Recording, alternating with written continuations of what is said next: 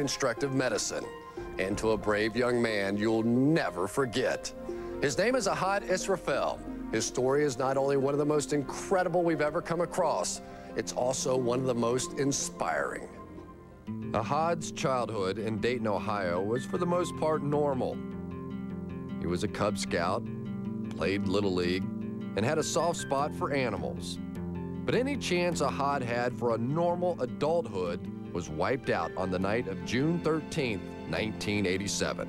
Ahad was just 14 years old and working at his local carryout when his employer mistook him for an intruder.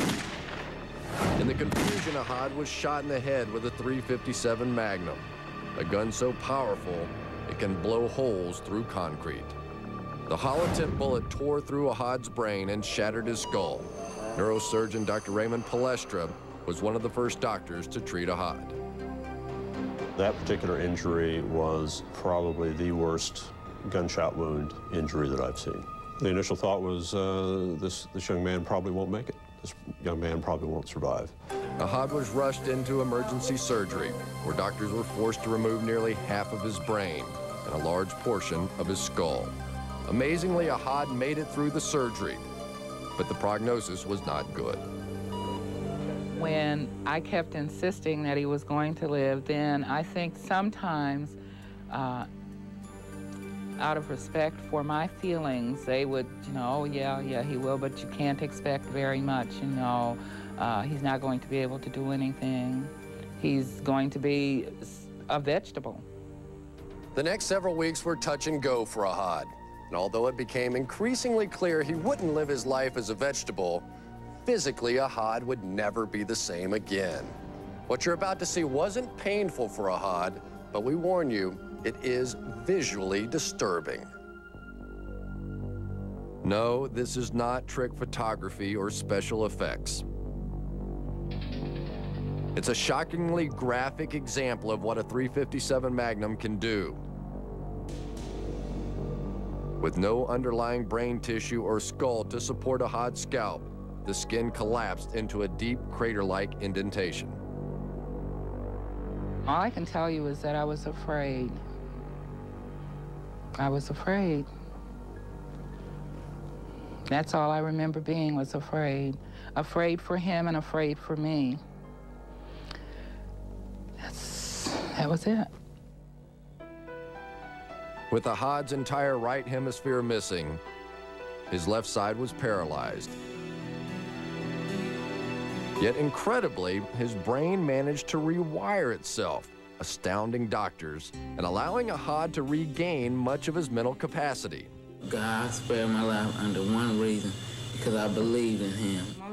Ahad's mother, a devout Muslim, did her best to help her son cope with his deformity. People stared. I expected people to stare.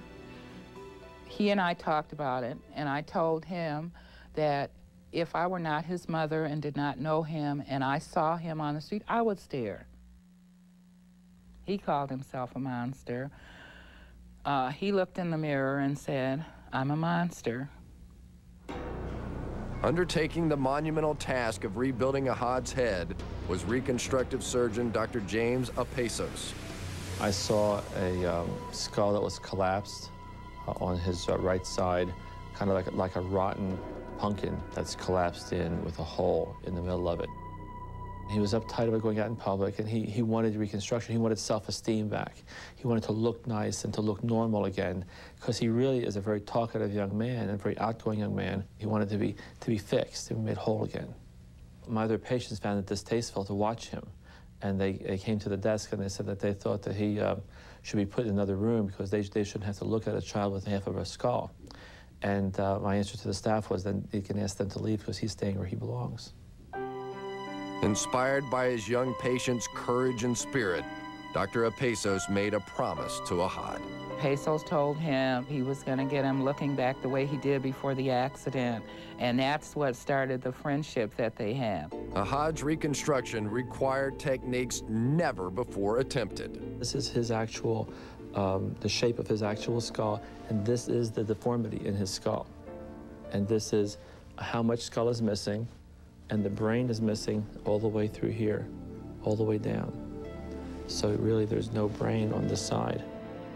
I decided to reconstruct this missing skull by creating a silicone block.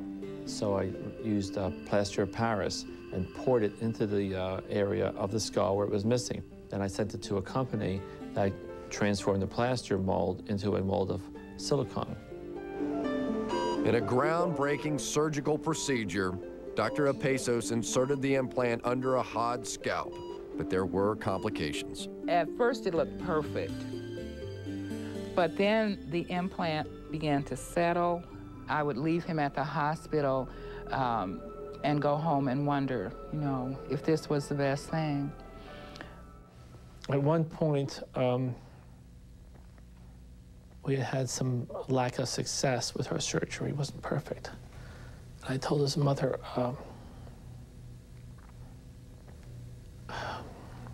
take him to somebody else. And I told him no, because I believe, and I still believe, they have established a friendship that extends beyond doctor-patient relationship, and that's great. Ahad would have to undergo nearly a dozen separate surgeries before the implant could be considered complete.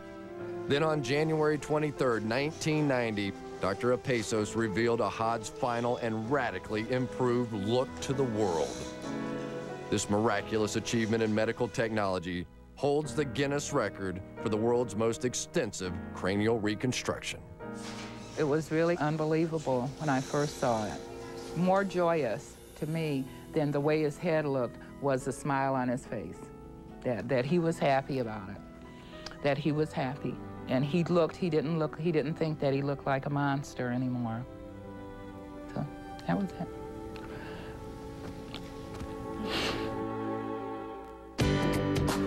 Today, Ahad looks back on that memorable occasion.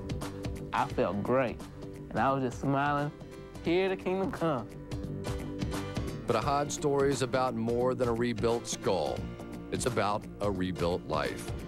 Through hard work and sheer determination, he left his wheelchair behind and struggled through his first steps.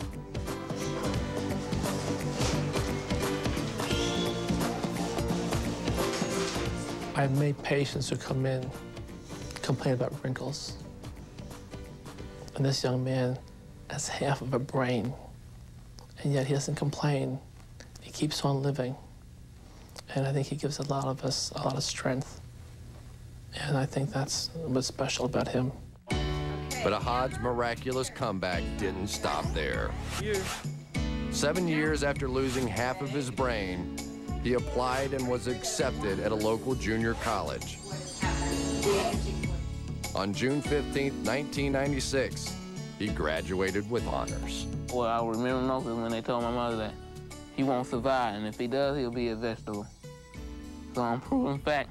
I used to tell people, well, I'm a proven fact, I'm not a carrot. And I was very proud of him that he had gone this far, because as I said, it isn't the silicone implant that got him through college, it's the brain that he has.